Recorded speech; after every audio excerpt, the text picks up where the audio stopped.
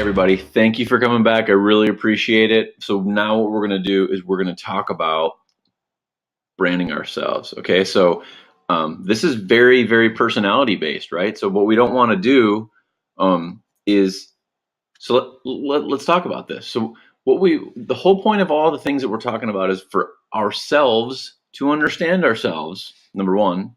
Number two, in hopes that that is going to help us align ourselves with our favorite customer, okay? Because again, when we're dealing with people that we enjoy dealing with, everything's better, right? Kumbaya. So what we're going to do right now is we created this little step-by-step process to just kind of understand, the 10,000 foot view of what all of these channels kind of offer, right? And I'm sure we've forgotten some details and so forth in here, but really this is kind of a highlight of what's going on, just to get your mind going, because ultimately branding yourself these days has everything to do with putting yourself out there, in not ignoring that it's 2019. Okay, it's not 1968 or 1985 or 94 or 2004 or 2014 even. Let's just get current. Okay, so part of branding yourself has to do with some of this, right? And the idea is hopefully one of these strikes a chord with you. Many times, myself included in this, have to try a few of them to see which one sticks. Okay. As you'll see here in a second, the one that really stuck out to me right away was Meetup, but that was years ago. So things have changed since then. Not to mention what I do every day, but technology and all sorts of stuff. So just you get this, so you can check it out on your own. But this video is just intended to try to add a little bit of insight as to what's up. Okay, so there's a few things that you can do on social media, right? So you can sell, you can listen, you can be an influencer or influence or be around influencers, and you can just good old-fashioned network, right? So take a look at some of these, right? Wrap your head around them. Think about what this is. So listening has to do with a lot of things, but check this one out right here. Reduce refunds. So, this is, it's basically, the point is customer service.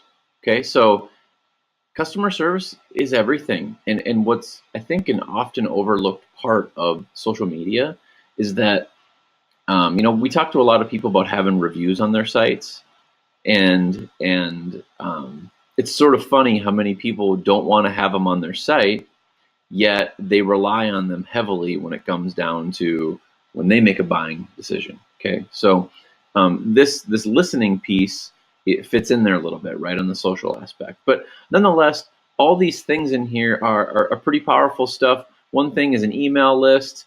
That's a big deal. Just straight up generating traffic, generating leads, and so on. So being active on these channels has a lot of power. It can do, these are a lot of cylinders in your engine, if you will, and so on and so forth. So which one's right for you? We have Twitter, Pinterest, Facebook, YouTube, Instagram, Meetup, Tumblr, LinkedIn, and Snapchat. And I'll just go through these really quickly for you guys. So 10 ways to build an active, engaged community. Forming an audience takes time and a little bit of know-how. Here are 10 pieces of advice we've learned in order to help you build the active, engaged community you desire. Okay, so be yourself, be a human. Don't pretend. We're not advocates of the Lamborghini thing that you see a lot on Instagram, I guess probably mostly, at least for me. Write to people specifically, like pretend that you're writing stuff to your exact favorite customer, right? Not necessarily to just the random world. Okay, that's a great way to get more engagement. Include a subscription form. Depending on the platform, this may not fit, but nonetheless, have people want to engage with you, right? Like require, it's almost like a newsletter, I guess, right? In terms of how it fits the real estate industry, but ask questions. So pose a question, right? So, a survey, put out 5 neighborhoods in your metro area and say, which one's your favorite and why? Or a suburb or a school district or something like that, right? Um, create kick-ass and consistent content. Okay, so that goes without saying, I think, right? So we just have to be consistent. We can't not be consistent with what we do, and having it be kick-ass is just sort of funny, but it's true. Like put your put some thought into it. Like actually care that you're bringing value and talking about things that are interesting. So there's blogger events and stuff like that, and conferences on Facebook and on Meetup and whatever is your deal. Real estate events, all this sort of stuff, right? Link to previous relevant posts, create a community focused on projects, blah blah blah blah blah, right? So the idea is, be smart about what you're doing here. Be mindful. Be intentional. Okay, so in Twitter, Twitter is a little bit more of a news, at least for me. It's more news, right? So when I like follow a sports team or I follow a person or it's a little bit more news. There's a lot of people. I don't know if you're familiar with Gary Vee, but he's one person that I would suggest paying attention to. But he broke into the being famous, if you will, by literally responding. Supposedly, this is what he says, to every single person who commented on every single thing he ever did in YouTube and on Twitter. And I think he's considered a breakout star, if you will, in the social media world. But Twitter was one of those platforms that he got involved in on early, and hasn't turned back. Right, this guy's inspirational in many ways. Works his tail off, and I think it's a pretty great thing to follow with that. But nonetheless, you can see as of fourth quarter of 2018, 320 million active users. That's a lot of people out there. So Pinterest. So as it relates to you right now, in my personal opinion, Pinterest is in the top. So it's probably in the top 3 or maybe 4, just because real estate is very visual, right? So how to engage people is very visual.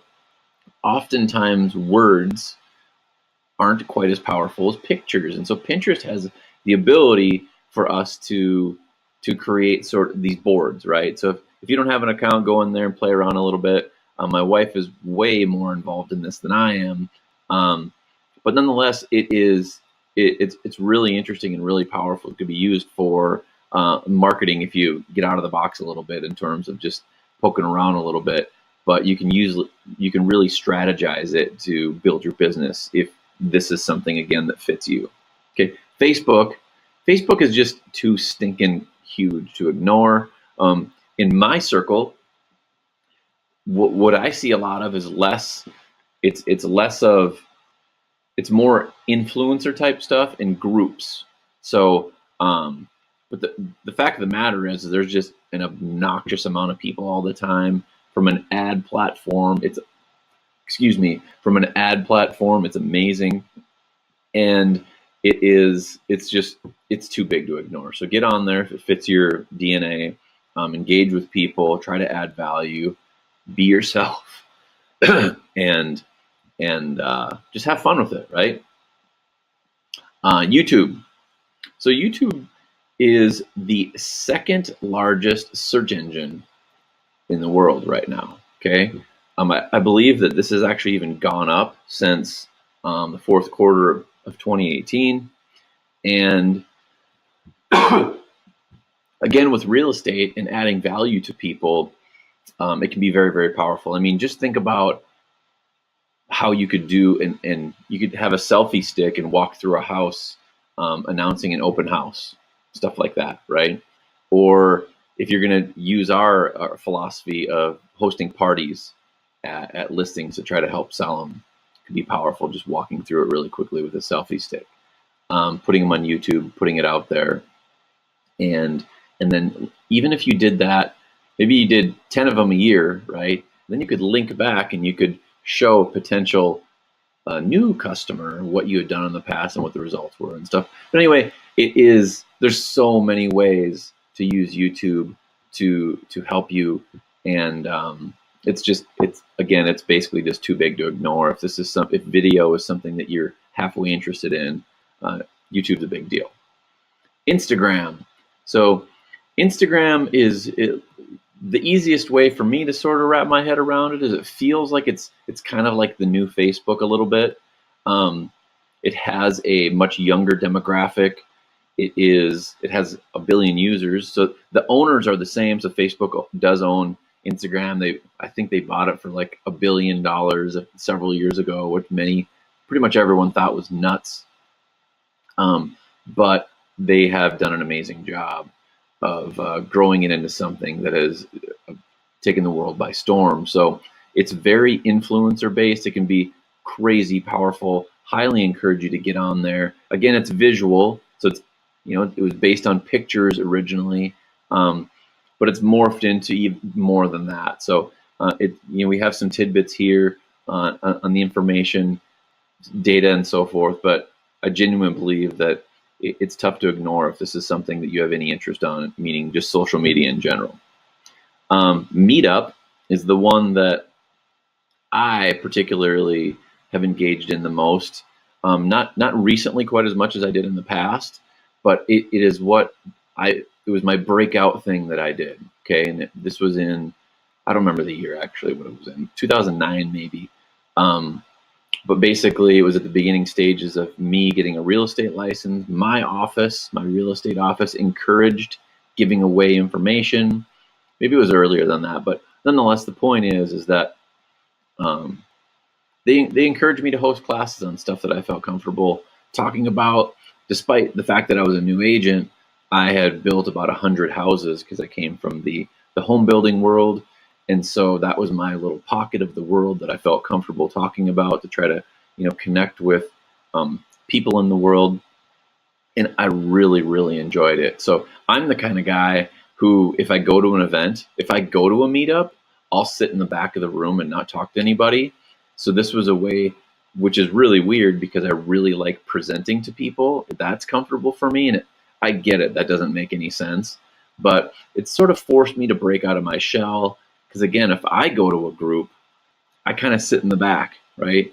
And so it really forced me to put myself out there, and I ended up really, really enjoying it. And I still do it to this day, just on a much smaller scale. Back then, I think I did 60 classes in 8 months. It was sort of wild, but it's up to you. And even if you find stuff that's not directly related to real estate, it can be a great gateway to your career, in that maybe you're into horses or archery or biking or art or whatever it is, and you join a group or you start a group, how it can bolt on to that. Hey, actually, on a day-to-day basis, what I do is I'm a real estate agent and this is my focus, but hey, I'm meeting you at X event, X group, whether, like I said, it's horses or archery or art or whatever it might be, right? So nonetheless, I really enjoyed it, still do to this day. Tumblr is a blogging platform. It is something that I haven't been very involved in. It's kind of like a blend between social media and a blog platform, and you can link your blog to it, meaning like one of our sales funnels, if you will. And if the written word is something that you get excited about,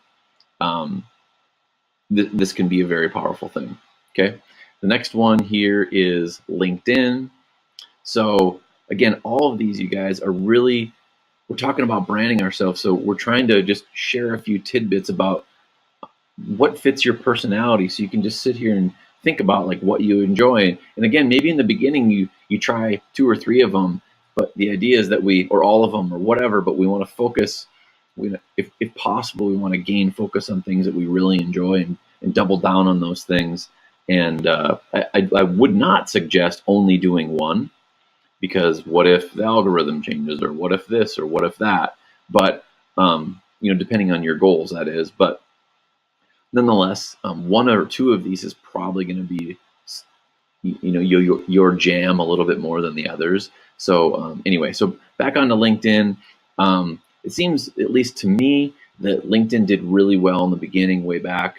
When I started my meetup group, it seemed like LinkedIn was like bursting onto the scene. That was sort of back when everything was kind of new, frankly. So, but it tapered off as Facebook blossomed, if you will, and then Instagram came on the scene. It seemed like and then Twitter actually went down. It seems like LinkedIn sort of plateaued a little bit. They've been playing around with their ad product quite a bit in the last, say, 18 months to 2 years, from what I understand. But nonetheless, it can be a very, very powerful way to engage if your favorite customer is in that professional world, right? If they're on there, just keep in mind of who's on there. This is the professional world, and this can be a really, really powerful. I personally haven't worked with anyone that this is the thing that they wanted to triple down on, but I've watched from the sidelines where this has been someone's jam, and they've done exceptionally well with it. So I can't speak to it exactly for myself, or a person that we've worked one-on-one with, but again, watching from the sidelines, I've seen it be very, very effective. So the last one here, at least I think it's the last one, is Snapchat. Again, half of you are probably rolling your eyes a little bit, but in the younger generation, it's enormous. I mean, we went to a sporting event this past fall, and we sat in the kids section, my wife and I did, and we looked down, and literally every single high school kid, it was a local high school thing, literally every single kid around us, basically the whole time had their Snapchat open. So yes, your ideal customer probably isn't someone in high school, but the point is that there's a lot of attention on it, and it's not just high school people. It is a lot of others, but nonetheless, it may not be a relevant platform for you to build your business on, but having the awareness of what it is maybe ultimately what we're trying to share right here. But as you can see, as of the first quarter of 2018, 71% of Snapchat users are under 34 years old. So, probably for most of us, this isn't going to fit our demo, but I will say that it will. There's a good chance that it could evolve into something pretty interesting in the future. So just don't completely ignore it, I guess, is maybe what I would say. And if it is something that you really enjoy, then dive into it further. And then just a little post here, right? So it's not 1965 in terms of that everything's digital now, it seems, right? But one thing that I think is really important to pull away from this, you guys, is that despite the fact that some people's lives have taken this social media thing and they've made it more of a I don't engage anymore world, I personally believe that, because I don't know if you can tell, or I've said it many times at this point, which is that I just like being around people. I just like talking. That's probably why Meetup was something that I really enjoyed. But social media doesn't have to be distant. It could just be a way to scale what you would do in person, right? So all these these things that people have said about how we don't know how to communicate and all these sort of things, I think there's something to it. I really, really do. But at the same time, we don't have to let what happens in general to be what it is with us, okay? And so if one of these platforms fits you really well, let's just say that it is Facebook, because most people understand the platform best out of all of them. You don't have to do what everyone else does. You can let it be you. Maybe you reach out to people and you set up coffees, or maybe whatever it is that you do. I just highly encourage you to not let yourself have the world tell you how it has to be. Like in this world of being a real estate agent, in my opinion, customer service is everything, right? If you want to be relevant for a long time, you have to have great customer service, I think. Okay. Now, social media and how you manage it not only could it help your customer service go through the roof, but it could allow you to share your customer service experience exponentially as compared to how it used to be. Word of mouth is a thing, but word of mouth on social media touches a lot more mouths, or a lot more ears is what I should say. So anyway, that's my final thought on this. But nonetheless, click below. Always going to be a link down there to schedule a call with us. We have, crazy amounts of strategies within this, but the idea is just to share the 10,000 foot view of what these platforms are. Hold on here. My screen's a little bit slow, everybody. So the fun part, get out there, start playing around and doing stuff. And thank you for this video, or for watching this video. Click the link below. There's going to be more links to videos, and as well as the ability to schedule a call with me at your convenience. And I'll see you on the next one. Thank you so much. Bye-bye.